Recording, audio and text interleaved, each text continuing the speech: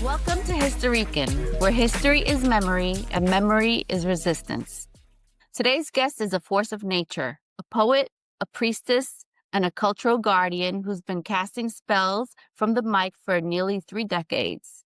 She's an educator and activist and one of the most powerful voices to ever grace a stage. She is La Bruja, and her magic is rooted in the Bronx. Since first stepping onto the stage of the Nuyorican Poets Cafe, her voice has become legend. Now, full circle, she leads the same institution as executive director, spearheading a $24 million transformation known as Nuyoricanstruction to preserve and reimagine this sacred space for future generations. Her art is ancestral. Her presence is prophetic.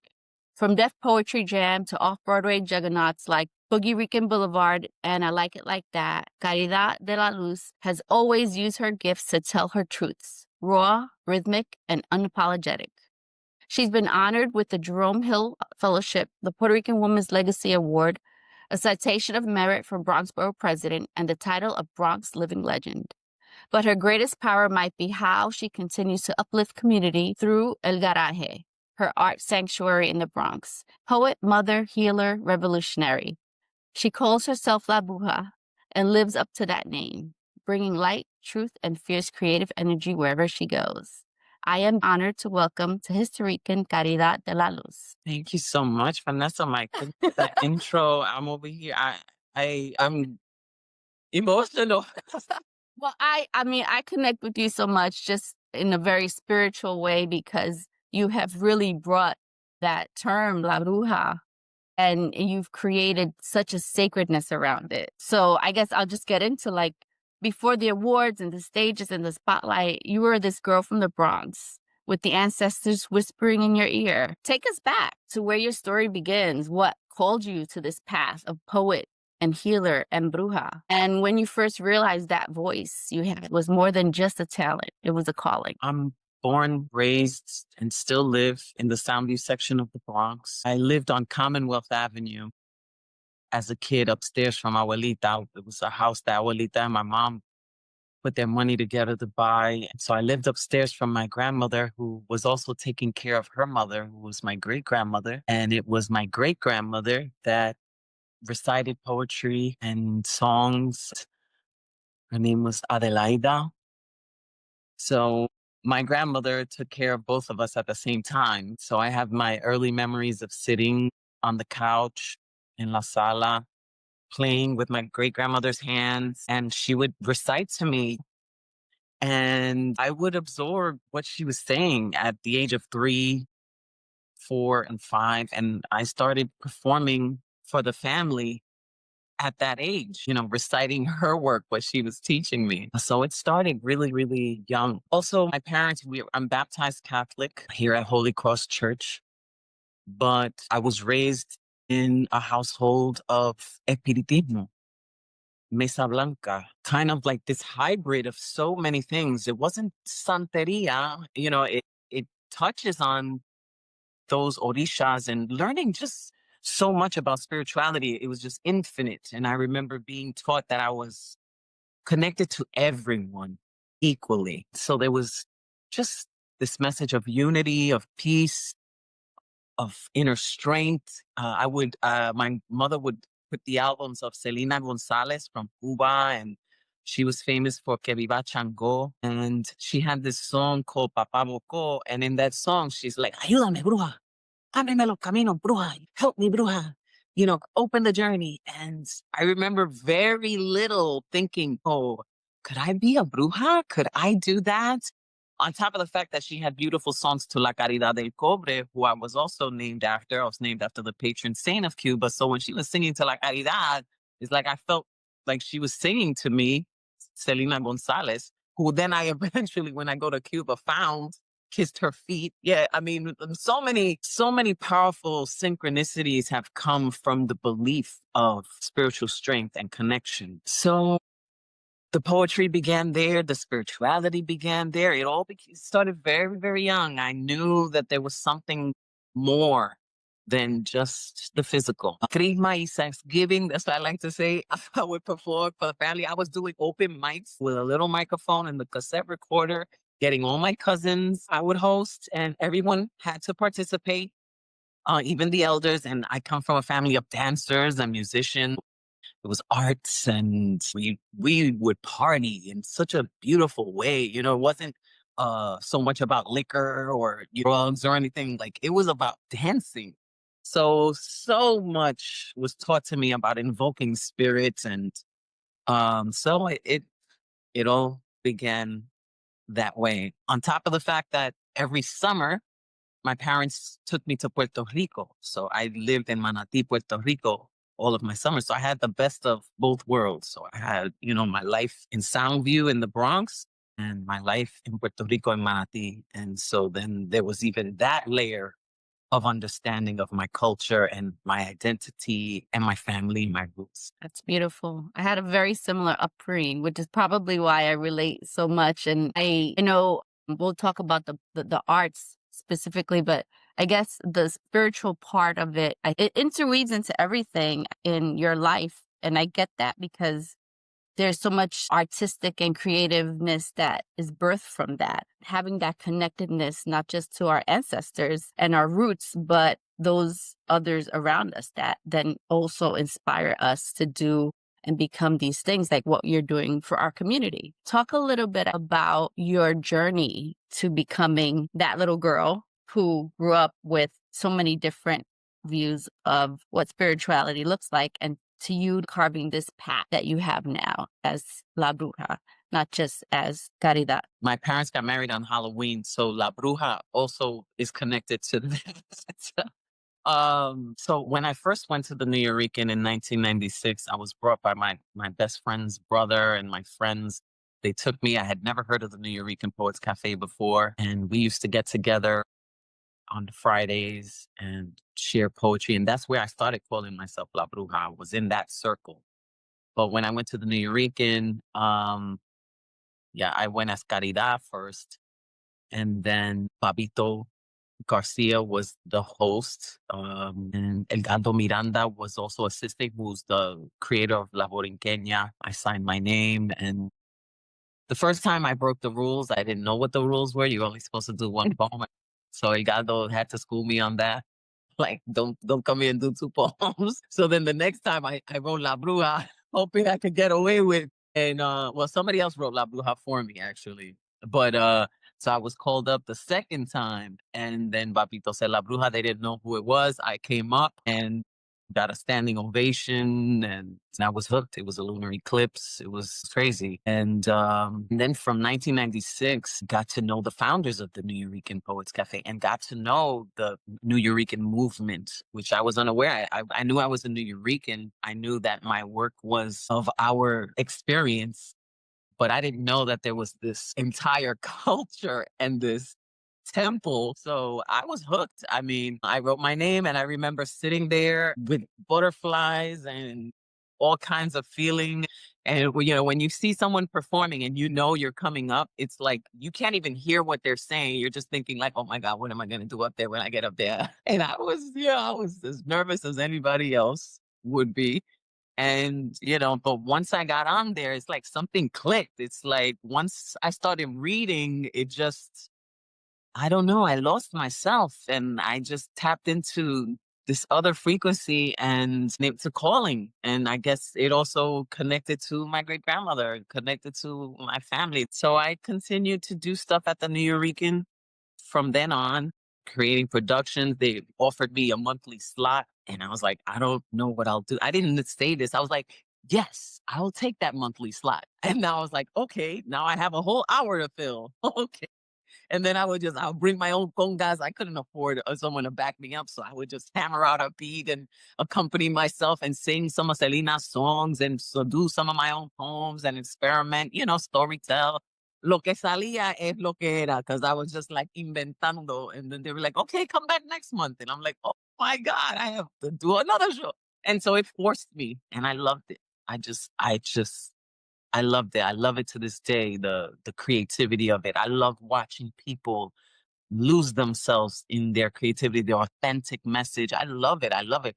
I love karaoke too. That's a therapy for sure. I like to call myself karaoke because I am so down. Oh, let me see. It might have been 1999.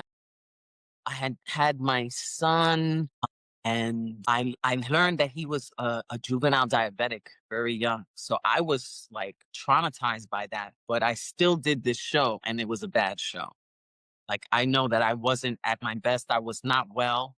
And one of the founders, our only surviving founder, Lois Elaine Griffiths, she's our African Caribbean founder who was right there with Miguel Algarin. All the rest are Boricuas, but she is the one that's still alive and had very much to do with the Nuyorican aesthetic, like how it is and what it is. She said, I think you need to get your shit together. She's like, don't come back until you do. And I was like, and I did. And I knew she was right. I knew that it was a bad show. I didn't make excuses for myself. I just went home and regrouped and, became a nurse to my son and then 9/11 happened. I met Selena Gonzalez August 2001. Then 9/11 happened. All of these things that, I had a friend that committed suicide behind 9/11. Like, it was like all these pains and then that just forced me to write, and that was all that I had. I wrote WTC in October, right after 9/11, sitting with a dictionary and a journal, and I hammered that out in like 15 minutes. It was like, and then I wound up doing that on Def Poetry Jam. So a lot of creativity comes from pain, and if we channel it well, a lot of us are walking around with pain that we haven't channeled or addressed or looked at or inspected. And then it becomes mental illness. It becomes physical illness. It becomes misdirected aggression. We are in that right now, witnessing so much projected pain. So yeah, I continued, then met with Spike Lee, and then all of these other things happened. And then eventually I was invited back to the Nuyorican. I earned my invitation back, my cred, and worked as closely as ever with the founders, kept doing shows, then I started hosted every week, the open mics every week. This was before there was any internet watching. It was just who was in the room, and they got the poems, and whatever happened in there, we experienced, and it just went into the ether. Everything is captured. Then I became a board member, fast forward, before the pandemic. Then the pandemic happened, and then I created the first online open mic for the Nuyorican, and I think in the New York tri-state area, because it was like March. We did it. Started the first open mic that still runs to this day, the Thursday online open mic, and started, connecting worlds and it also let people know me in a different way. Like, I started going into people's living rooms. I felt comfortable talking to people. It was doing like healing and therapy. If you did, all of those are on our YouTube page and the Nuyorican page.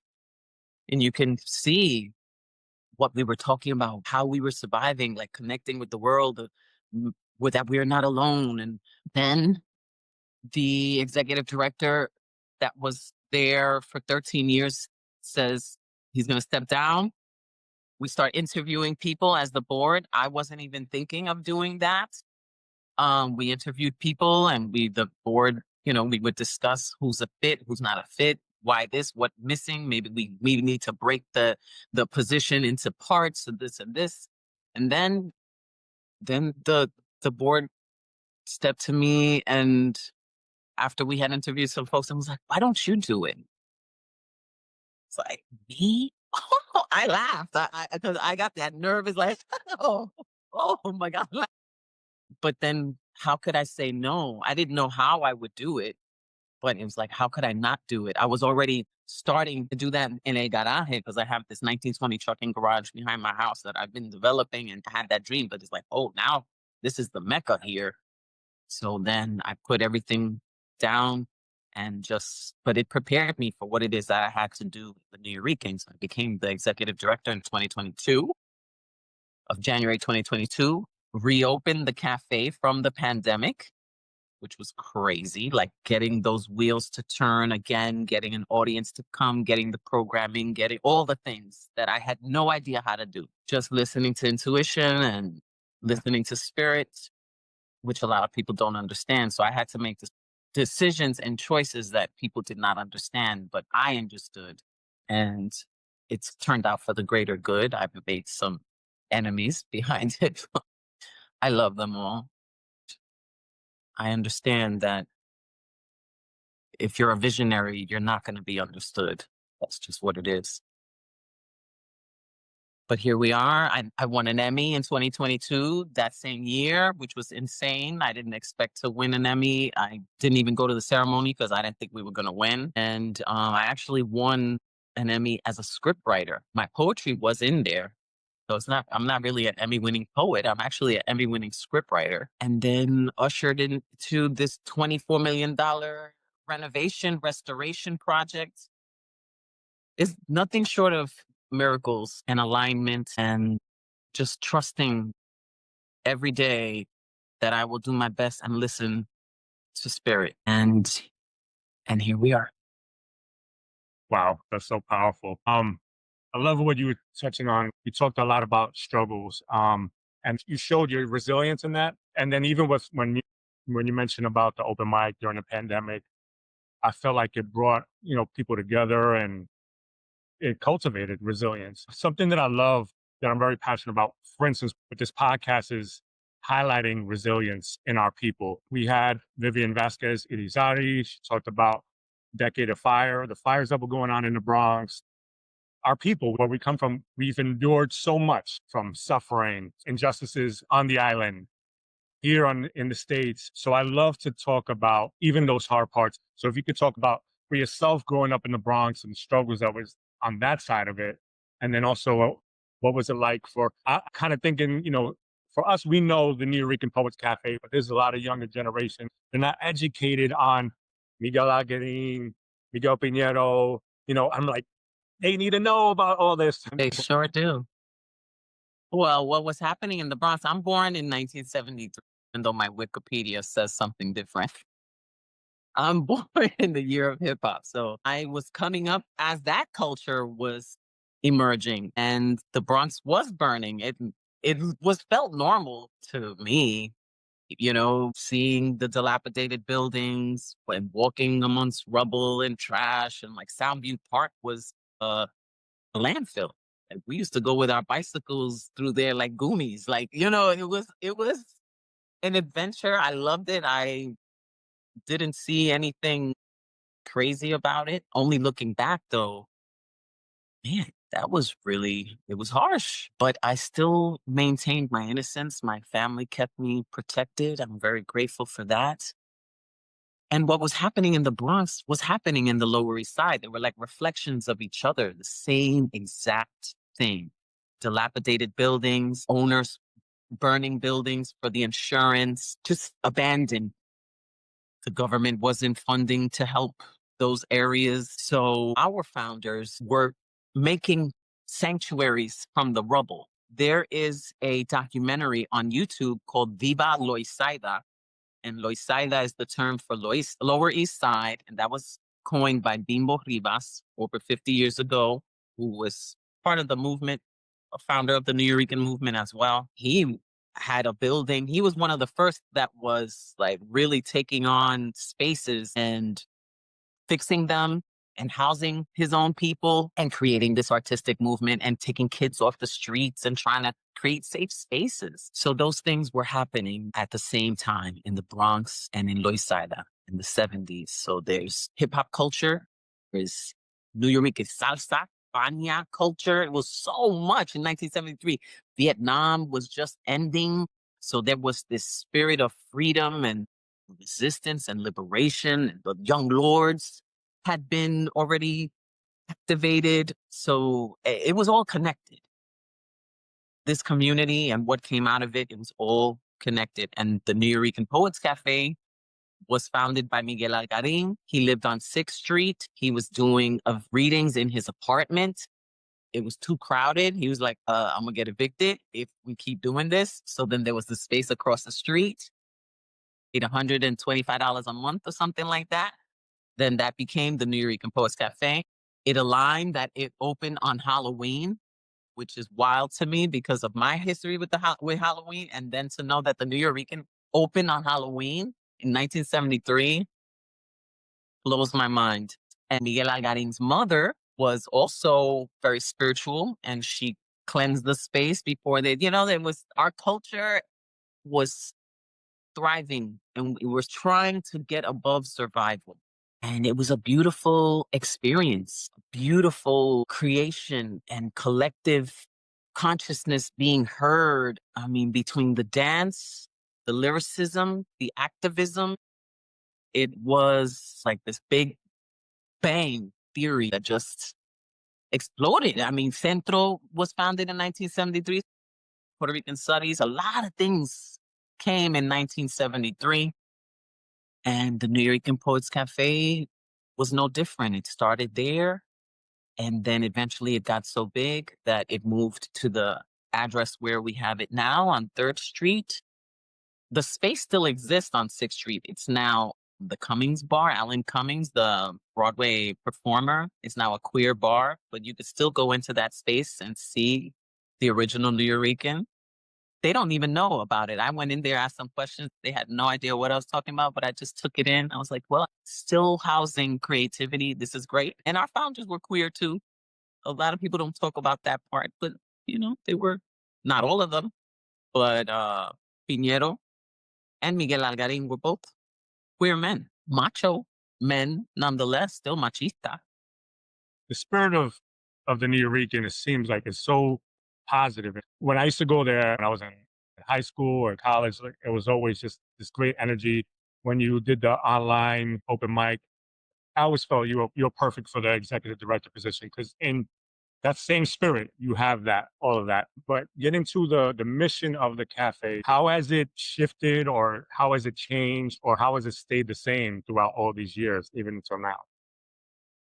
The mission has remained the same in all ways. It just has expanded. I had to clean out the building. That was one thing I don't talk about too much, but people weren't cleaning. And there was a 50-year hoard in the top 3 floors. And the building was dilapidated. It's an over 100-year-old building, tenement building. And so when I came into it to resurrect it from the pandemic, it was like dating someone for 20-something years, and now you're married, and now you see everything. So I immersed myself in the Nuyorican Post, and the things that I found journals. I found dreams of names of what they wanted to name things, the garden that they dreamed of in the back, all kinds of things. And so I've studied those notes and so cleaned out the building, creating an archive now, been writing grants since I became executive director. We're doing amazingly in that regard. And people, eventually it's going to be accessible. That is the goal. But what we are witnessing now, what I'm ushering us through is what the founders wanted. Like, I can clearly and fully say that this is their dream that unfortunately they didn't get to see come to life, but they get to see it from the spirit world. And we're keeping the mission alive, the purpose alive. It's also very important. We love to call it the Nuyo, but it's very important to not drop the Rican, because that's how you lose the history. Once we start changing names of things, then it kind of dilutes, and then no one wants to know the history. So it's very important to me to make sure that that remains as well. The first thing that I did was also paint a Puerto Rican flag on the building. I don't think there's any other building in New York City that exists with the Puerto Rican flag on it, and definitely not that big. And I love it, because now we went into Nuyoricanstruction mode, but La Bandera stays there. It's like we are not leaving. As everything is getting gentrified, we are here. My mission is also to make sure that it not only lasts 50 years, but 100 years. I'm thinking far in the distance, generations to come, when I'm no longer here. What do they have, and how will they receive it? Because erasure happens so swiftly. And you see what's happening in our government now. I mean, between the banning of the books and no more DEI and all this toxic behavior and minimizing of our people, that my work is to make sure that somehow, some way, we will remain. Thank you for that. And I think that's why also we're doing like this podcast too, because we got to preserve our history, our stories, and we have to be the voices who tell it. Talk about how that whole $24 million investment came about. Well, that wasn't just me. That was 10 years in the making. So even before I became executive director, the former executive director was pushing that forward. And it was a combination of, New York City funding, private funding, donors, a whole mix. So you don't just raise 24 million. It takes time. And then the pandemic put it on hold. So what I inherited really was the torch to then revive it and take it into the final stage. So it wasn't like it just sprung up and I created that. No, this was already happening. But as soon as I became executive director, I started meeting with Department of Design, EDC, DCLA, Department of Cultural Affairs, ISLIPCA, architect. I had to learn a whole other language. It was like DDC, DCLA, ABC, CBD. I was like, oh my God, it sounded like a whole other language. And just like to be present and try to learn and do at the same time, meeting with them every other week. And we still do to this day. So for the last 3.5 years, I've been meeting every other week with these amazing people that are invested in different ways in the Nuyorican Poets Cafe and in the building that is to come. So we're very lucky. A lot of city projects get delayed or the funding doesn't go through, or there's all kinds of excuses that people have shared with me.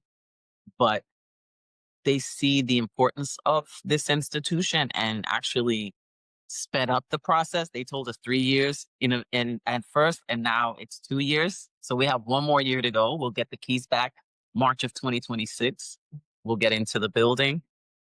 And then I'm hoping for the hard launch on Halloween 2026 on the anniversary. And I've also had visions of doing breaking a record and doing a conga line so that everyone could see the building when it first opens without just a conga line through so everyone could see it. Okay, you went through, enter this way, everybody out that way, do the whole thing around the block. I don't know if that'll happen, but that's a dream. Well, you just put it out there right now. Get your conga chops up. It would be really cool because I do want people to see the building raw before we put in all the furniture and put in all the things. So, we do have a donor group and we do have a Patreon group, and those people will probably get preferential treatment and first access to see the building. I want everyone to see it. I want everyone to feel it and compare what they remember and what is there and does it match, does it not? Like, I want to see people connecting to the brick, I mean, even the smallest details that people don't know, like what goes into it is like, choosing the color of the grout of the brick as it's redone. I chose Nantucket because Nantucket is an indigenous name and it looked good on the wall. And when you photograph it, so there's like things like that people don't know. It's all these little details. And I hope that when people go in, they can feel it, they could see it, and they'll love it. That's awesome. I know right now everything's being reconstructed and everything. So right now you guys are kind of traveling though, right? I know the Puerto Rican traveling theater as well. And can you talk a little about how that's been going? So I know that a lot of people thought that when we shut down for the shut down the building, that meant the programs were going to be shut down. And I said, we can't stop now because our mission is not going to shut down. Like, our mission has to continue. And then why would people want to come into this new building if we're not still providing the service? So, luckily the background that I have, I've performed in so many venues over the years. Like, my artistic background has helped to serve to make those connections. And then we took our slam to Monday nights at the Bowery because Bob Holman was the first to bring slam to the Nuyorican Poets Cafe from Chicago. So it was a connection there, paying homage to his contribution. So we brought it to the Bowery. Wednesdays, we're at Loisaida Center because I wanted to connect our village, all of these Puerto Rican cultural strongholds that still exist. It's like, we're not competing. We are connecting. That's the difference, that a lot of people don't think in that way. And they shortchange themselves by trying to be better than this. It's like, no, let's enhance. What do you have? What do I have? What can we do together? So we have our collaboration with Loisaida Center, which taught a lot about live streaming. We didn't know about that. So we got the live streaming. I took the Final Friday Slam to the Puerto Rican Traveling Theater because I'm a pregonera. I've done musicals there. Miriam Colón en paz descanse was my mentor. And so I said, that's another Puerto Rican stronghold. Let's bring our program there. And just all these other venues that reached out like, hey, we would love to do this. We would love to do that. And we became busier than ever. Became busier than when we had the building. So then that helped me also build up my team and build up their chops because all the troubleshooting you have to do in a new venue. And then so they get stronger so that when we do return into the building, we bring all that knowledge. And so this closure has helped us with offsite programming. So the pandemic helped us with online programming. So we will have then, once we reopen, still those things going. We'll have our online, we'll have our offsite, and we'll have our onsite, and just keep bringing this to the people. That's the mission. That is like the definition of using challenges and creating opportunity. That's my whole life. Right. Yes, you learn. I mean, you have to, like, that's what makes the struggles worth it, is what you learn from it and what you do with it. Otherwise, you waste an opportunity and you might have to come back in another life and repeat it. So you may as well figure it out right now. I don't want to come back. I don't want to do this again. I'm like Frida Kahlo. After this one, I'm done. So I want to make sure I do everything that spirit tells me, that I listen to that calling, no matter how hard it is, because it is hard, but being true, listening, meditation is so important. What is the message? When you pray, you're asking. When you're meditating, you're listening. And I'm low key during the pandemic, I was on some monk shit, like daily. And it has informed how I live my life. And I'm very, very sensitive. Very, very sensitive to people's, I can feel their energies. I can feel any slight, it's hard to be this empathic, but still have to be tough. No joke. But when you look at the greater good, that's what keeps me going. Look at the light at the head. What is the purpose? I love making people happy. And it hurts to not be able to please everybody, but it's just impossible. But the intention is there. Absolutely. I love what you said too with the whole collaboration and stuff, because I feel like that's something that we need so much now more than ever. The collaboration, that like we're in this together. There's no separation. There's no, oh, the diaspora and the island is separate. No, like we're together, we're here together. And the only way we can get through this is together, to empower each other. So kudos to you for that, but your willingness to be, collaborative with all these other institutions. That speaks volumes about you. Thank you. It only helps me, really. I love learning. I love learning from people that know things that are more than me. I'm not threatened to be a student for as much as I have done and do know. I know that there's so much more that I don't know, and that inspires me. I love it. I really do.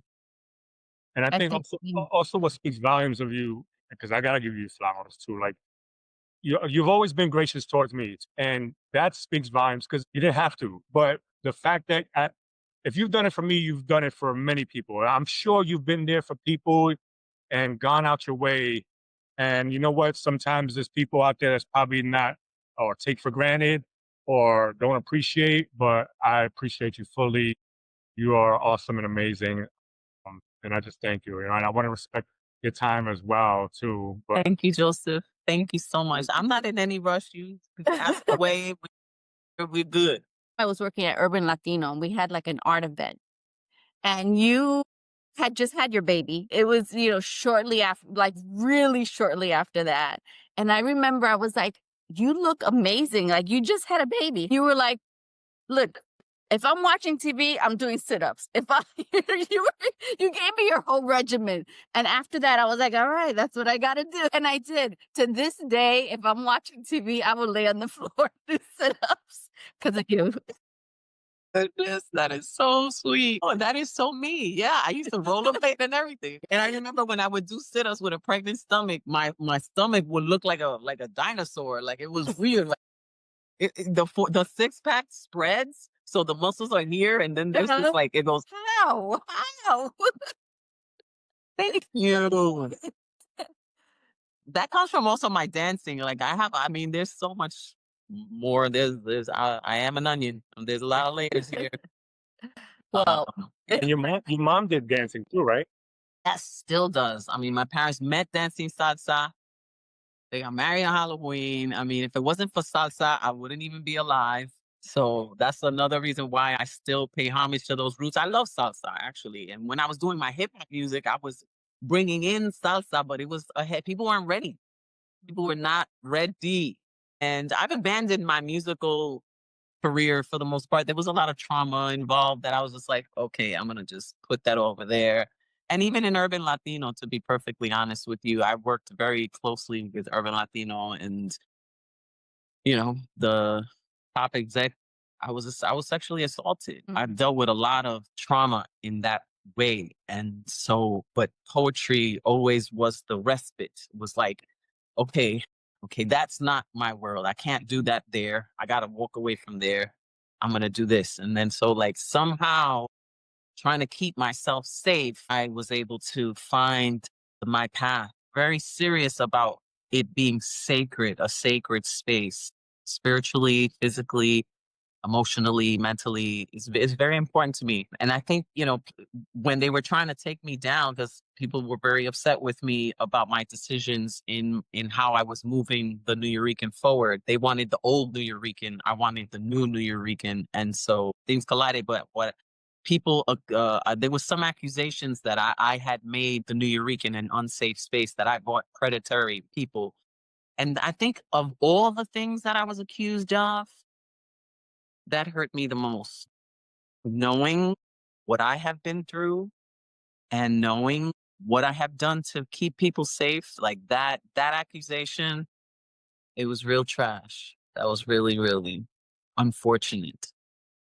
But I think people that know me and know what I'm about and trusted what I was doing can see that that wasn't true, and that it is a safe space after all. I take it very, very seriously. Because like I wouldn't be so fast about defending myself, like publicly or whatever, but for somebody else, like the warrior kicks in. Somebody else is getting attacked or hurt or whatever.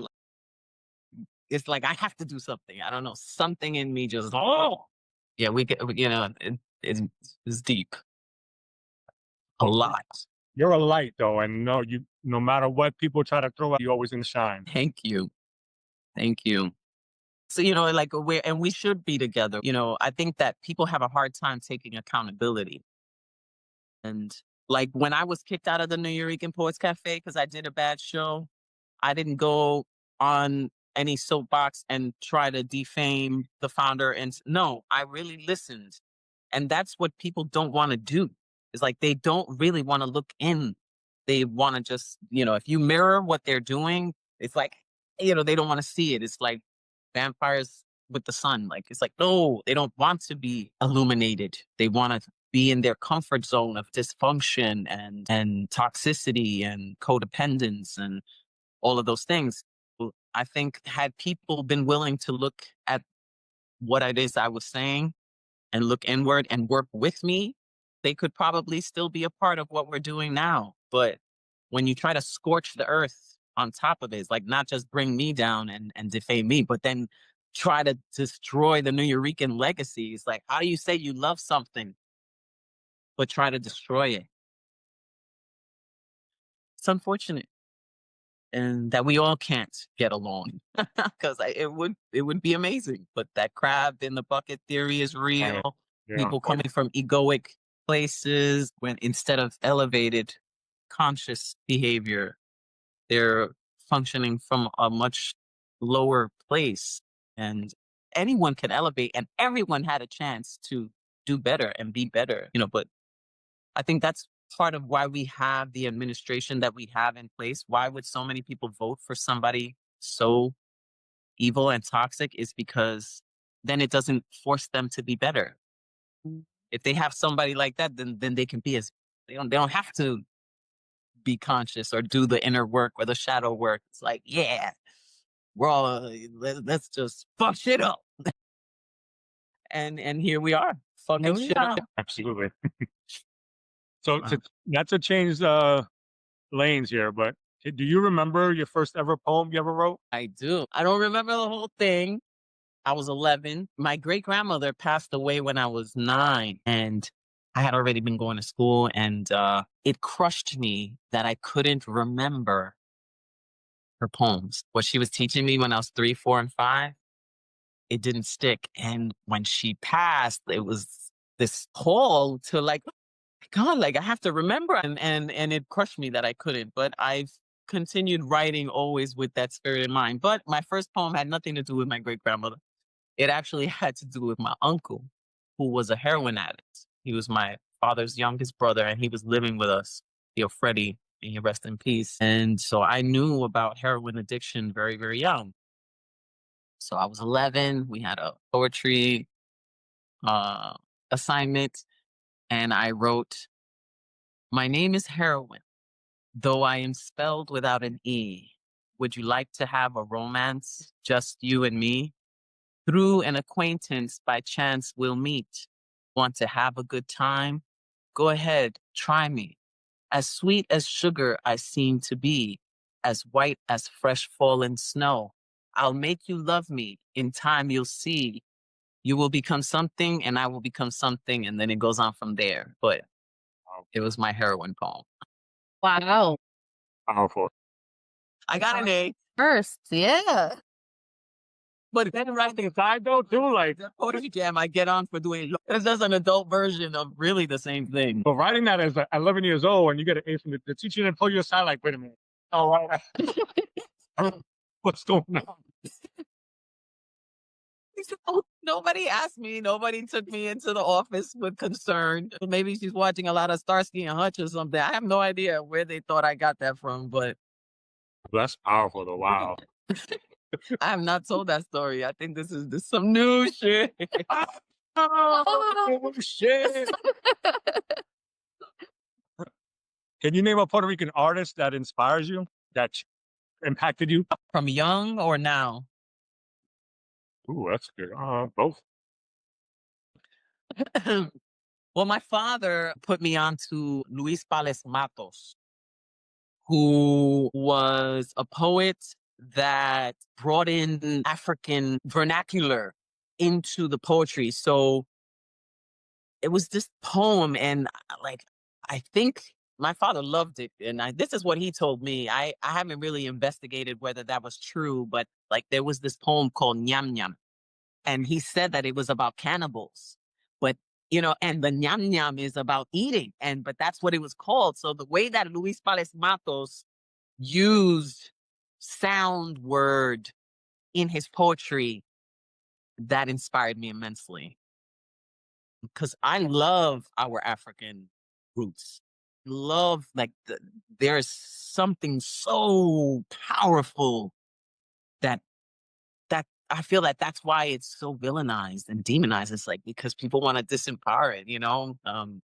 White supremacy doesn't want to acknowledge the greatness of Black excellence. So that poet, but then when I learned about Julia de Burgos, that changed everything for me. Her struggle, what she went through, her independent movement, what she was called to do, what she couldn't do because she was a woman at that time, being born in that time. I feel like if I had been born in that time, I probably would have succumbed to the same illness and despair. But her work is genius. I love going to Puerto Rico and going to El Rio de Loíza, going to her tomb.